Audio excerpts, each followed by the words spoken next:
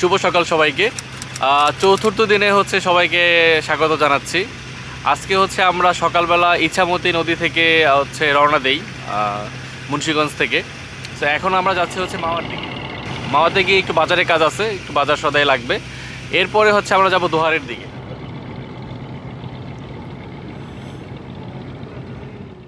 সবাই হচ্ছে নাস্তা করতেছে আর আমরা চলে আসছি হচ্ছে মাওয়াতে।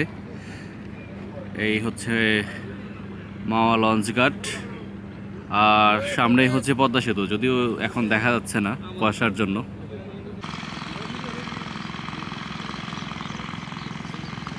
আমরা চলে আসছি মাওয়াতে আর এখন আমরা যাচ্ছি একটু বাজারের দিকে।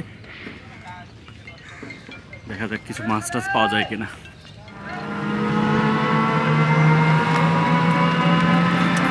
আমরা আসছি চন্দ্রের বাড়ি বাজারে।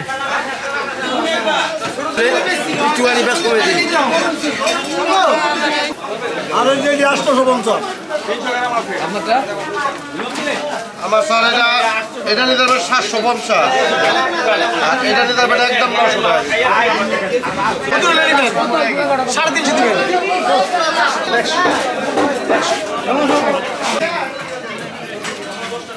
এই যে করা 600 হয়ে গেল 600। বাজারে ইলিশ নাই, ছোটো ছোটো ইলিশ। আমরা কয়েকটা ছোটো ইলিশ কিনছি আর গরুর মাংস কিনছি 600 টাকা কেজি, অনেক সস্তা। ইলিশ কাটা হইতেছে ওই ইলিশ। এই ইলিশ মাছ 800 টাকা কেজি।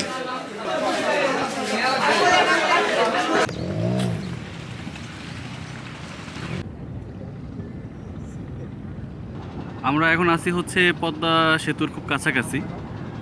এই যে একটু করে দেখা যাচ্ছে এটা হচ্ছে পদ্মা সেতু, আর হচ্ছে কুয়াশার জন্য একটু কম দেখা যাচ্ছে। আর আমরা হচ্ছে এই 4 দিন যাবত যে হাউস বোটটাতে আছি, এই হাউস বোটটার নাম হচ্ছে রঙিলা বারুই, যার ওনার হচ্ছে উল্লাস ভাই। তো উল্লাস ভাইয়ের কাছে একটু যাই আমরা। কি অবস্থা ভাইয়া? এই কি অবস্থা? জি ভালো। কি অবস্থা ভাই আপনার? এই তো আলহামদুলিল্লাহ ভাইয়া। সো ভাইয়া আমরা তো 4 দিনের জার্নি শেষ করলাম, লং জার্নি অলমোস্ট শেষ। হ্যাঁ, এরকম জার্নি আসলে খুব কম মানুষে দিতে পারে। অস্থির একটা জার্নি ছিল। অনেকেই হয়তো কোশ্চেন করবে যে আমরা কেন সুনামগঞ্জ থেকে পদ্মায় আসলাম। তো এই ব্যাপারটা যদি একটু বলতেন সবাইকে। আচ্ছা, এটা যদি বলি বাংলাদেশের রিভার ট্যুরিজমে আমাদের যেই ব্যাপ্তি হওয়া উচিত বা যতটুকু প্রসার হওয়া উচিত সেটা হয় নাই। এটার দায়ভার অবশ্যই আমাদের। সেই জায়গা থেকে এই দায়বদ্ধতা থেকে আমরা চাচ্ছি যেন রিভার ট্যুরিজমটা আরও এক্সটেন্ড করা যায়। সো রেগুলার একটা প্ল্যান আমরা করছি যে পদ্মার আশপাশ চর, এখানকার জীবনযাপন। এখানে আপনারা হয়তো জানেন যে মানিক বন্দ্যোপাধ্যায়ের যেই উপন্যাস আমরা পড়েছি পদ্মা নদীর মাঝি, সো ওদের জীবনযাপনের অনেক স্মৃত বিজড়িত এই জায়গায় আছে। তো এই জায়গাটা আমরা আসলে ডেভেলপ করতে চাচ্ছি। আপনাদের সাপোর্ট দরকার। আশা করি আপনারা আমাদের হাওরে যেই বেস্ট সার্ভিসটা পেয়েছেন এখানে সেই সার্ভিসটা পাবেন। গতকাল রাতে হচ্ছে আমাদের সাথে জয়েন করছে মাসুক ভাই। মাসুক ভাই কিছু বলেন। এই রুটে সেকেন্ড টাইম আবার আসছি। এই আগের মতো প্রথমবারের মতো এক্সাইটমেন্টটা কাজ করছে। এর আগে যেটা হয়েছে ট্রিপ রুটটা জানতাম, ট্রেইলটা জানতাম, চলে আসছি, বাট তারপরে হচ্ছে এই হিস্ট্রিটা জানছি। এবারে নতুন করে ফিল করা যায় এই আমরা যে ডোহরি খালটা পার হয়ে আসছি গাউদিয়া গ্রামের পাশে, এটা মূলত মানিক বন্দ্যোপাধ্যায়ের নানার বাড়ি।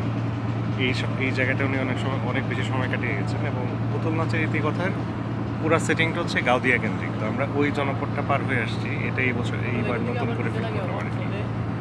এই জন্য এই ট্রিপটাও সেকেন্ড টাইম হলে অনেক দারুণ লাগবে। আচ্ছা, আমরা কি কুষ্টিয়া যাবো আবার?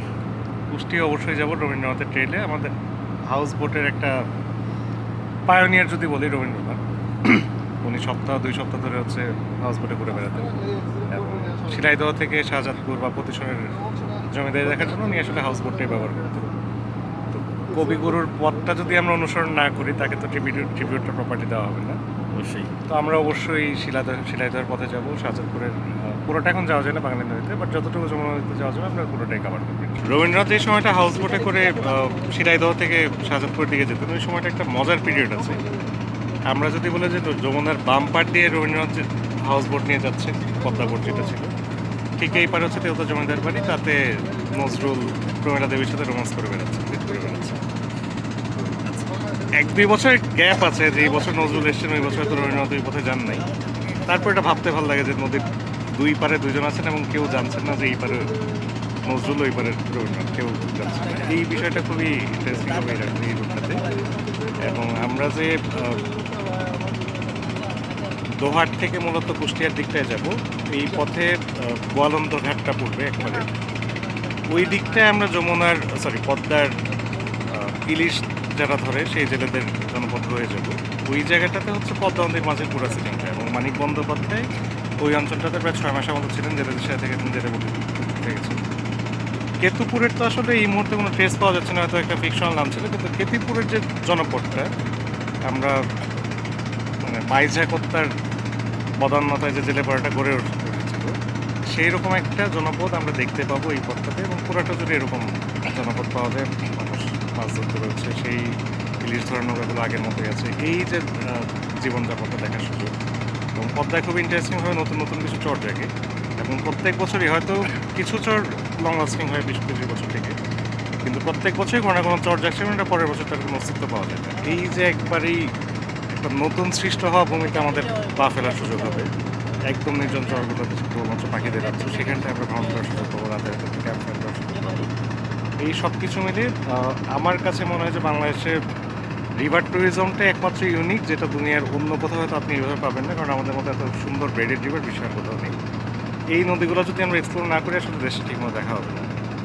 তো সেইটাই আমরা আসলে এক্সপেরিমেন্টাল হিসেবে শুরু করতে যাচ্ছি। এর আগে খুব কম মানুষই এই ভ্রমণগুলো করেছেন, আমরা একটু অর্গানাইজভাবে নিজেরাও করছি, করানোর চেষ্টা করছি। প্ল্যানিংয়ের মধ্যে দিয়ে হয়তো আস্তে আস্তে ইন্ডাস্ট্রিটাও ডেভেলপ করবে। শুভ দুপুর সবাইকে। আমরা এখন হচ্ছে পদ্মা সেতু পার হচ্ছি, দেখতে পাচ্ছেন কিছুটা দেখা যাচ্ছে। তো মাত্র এই পদ্মা সেতুর নিচ দিয়ে হচ্ছে আমরা আসলাম। একটু আগে হচ্ছে উল্লাস ভাই এবং মাসুক ভাই হচ্ছে আপনাদেরকে হচ্ছে মানে ওনাদের প্ল্যানগুলো বলতেছিল। তো বাংলাদেশের রিভার ট্যুরিজম নিয়ে অনেক কিছু করার আছে। তো আমাদের এই ট্যুরগুলো হচ্ছে ওটারই শুরু বলা যায়। তো বাংলাদেশে অনেক হিস্টোরিক্যাল নৌপথ আছে, এবং হচ্ছে যেটা হচ্ছে মাসুক ভাই বলতেছিল যে কুঠিবাড়ি, কুষ্টিয়ার কুঠিবাড়িতে যাওয়ার ব্যাপারটা, ঢাকা থেকে হচ্ছে আমরা হয়তো কিছুদিনের মধ্যে ওটাও করব ইনশাল্লাহ। নৌ ভ্রমণের সবচেয়ে বড় সুবিধা হচ্ছে কোনো টায়ার্ডনেস নাই, পুরা রিল্যাক্স একটা ট্যুর। তার খাওয়া দাওয়ার কথা নাই বললাম। আপনারা হচ্ছে আমি হচ্ছে খাবারের ফুটেজ একটু কম দেখাই, তো আপনার খাবারের কিছু ছবি হয়তো আমি দেখাবো। তো ওইগুলো দেখলেই বুঝতে পারবেন যে খাবারগুলো কতটা মজার এবং লোভনীয়। তো আপনারা চাইলেই হচ্ছে এই নৌ ভ্রমণগুলো করতে পারেন, আশা করি সবার ভালো লাগবে। তো আজকে হচ্ছে আমাদের এই ভ্রমণটা শেষ হয়ে যাবে, আমরা এখন দোহারের দিকে যাচ্ছি। বিকালের দিকে হয়তো আমরা দোহারে পৌঁছে যাব। আছেন শ্যামঙ্গেরায়ঙ্গ হেলিয়া হালো, শ্যামঙ্গেরায়ঙ্গ হেলিয়া, ওহো কি রূপে দেখি নয়ন মুদিয়া হালো,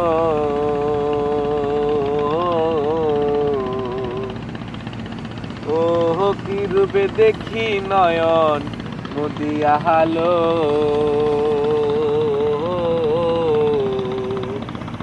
আছেন শ্যামঙ্গেরায়ঙ্গ হেলিয়া হালো, শ্যামঙ্গেরায়ঙ্গ হেলিয়া, আছেন শ্যামঙ্গেরায়ঙ্গ হেলিয়া হালো, শ্যামঙ্গেরায়ঙ্গ হেলিয়া, শ্যামঙ্গেরায়ঙ্গ হেলিয়া হালো, শ্যামঙ্গেরায়ঙ্গ হেলিয়া, আছেন শ্যামঙ্গেরায়ঙ্গ হেলিয়া হালো, শ্যামঙ্গেরায়ঙ্গ হেলিয়া। পরিবেশটা সুন্দর না? পদ্মা সেতুর নিচে যে চা খাওয়ার সৌভাগ্য খুব বেশি মানুষের হয় না। পরিবেশটা আসলেই অসাধারণ। সম্মুখে পদ্মা সেতু, আর একদম কুল কিনারহীন পদ্মার মাঝে হাউস বোটে একটা স্বাধীন যাত্রা, এবং সম্পূর্ণ তৃপ্তি ভরা একটা যাত্রা শেষ করে এসে প্রান্তে এসে চা খাচ্ছি। শেষ, হয়তো এরকম চা আজকে আর জুটবে না, বিকালে শেষ হবে আমাদের ট্রিপ। প্রমত্ত পদ্মার বুকে হাউস বোট নিয়ে ভাসতেছি। ব্যাপারটা এত ইন্টারেস্টিং, আর এত মানে একদম শুরু থেকে আছি তো সুনামগঞ্জ থেকে, পুরো ট্রিপটাই মজা হয়েছে, অনেক ভালো লাগছে। কিন্তু এই পদ্মাটা যখন দেখলাম না নৌকার উপর বসে, মানে এটা একটা অন্যরকম অভিজ্ঞতা, অন্যরকম অনুভূতি, খুব দারুণ। এই পদ্মা সেতু তো বাংলাদেশের একটা মাইলস্টোন অবশ্যই। সেই পদ্মা সেতুর নিচে আমরা হাউস বোট দিয়ে যাচ্ছি, মানে এটা অবশ্যই আমার কাছে একটা মাইলস্টোন, কারণ এটা তো একদম ডিফারেন্ট একটা জার্নি। আমি কখনো সত্যি ভাবিনি যে এরকম একটা জার্নি হবে, যে জার্নির শেষটা হবে আমার পদ্মা সেতুর নিচ দিয়ে। তো দুর্দান্ত কয়েকটা দিন আর আমাদের দুর্দান্ত ফিনিশিং, এই আমাদের দুর্দান্ত পদ্মা সেতু।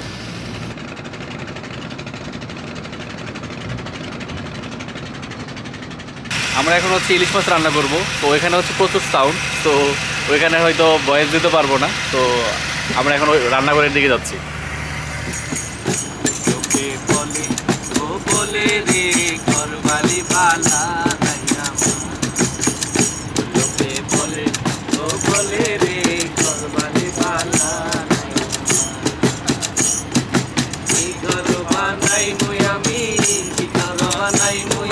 শূন্যের মাথার লোকে বলে ও বলে রে ঘরবাড়ি বালা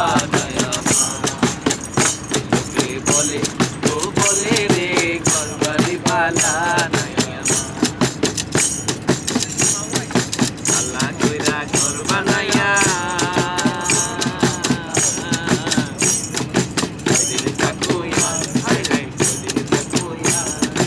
আল্লাহ কইরা ঘর বানাইয়া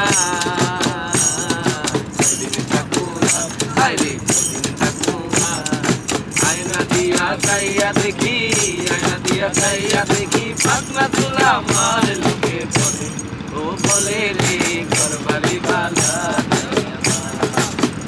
লোকে বলে ও বলে রে ঘরবাড়ি বালা। আমরা হচ্ছে এখন মইনুর গার্ডের কাছাকাছি আছি। প্রায় হচ্ছে আমাদের জার্নিটা শেষের দিকে। অসাধারণ একটা ট্যুর ছিল এটা। আমরা এখন হচ্ছে বারহা নামক একটা জায়গায় যাচ্ছি, ওইখানে হচ্ছে আমাদের নৌকাগুলো থাকবে।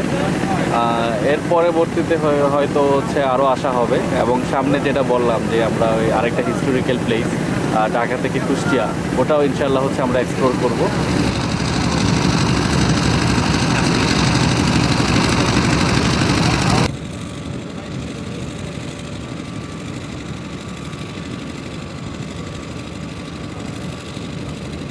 আমরা চলে আসছি দোহারে।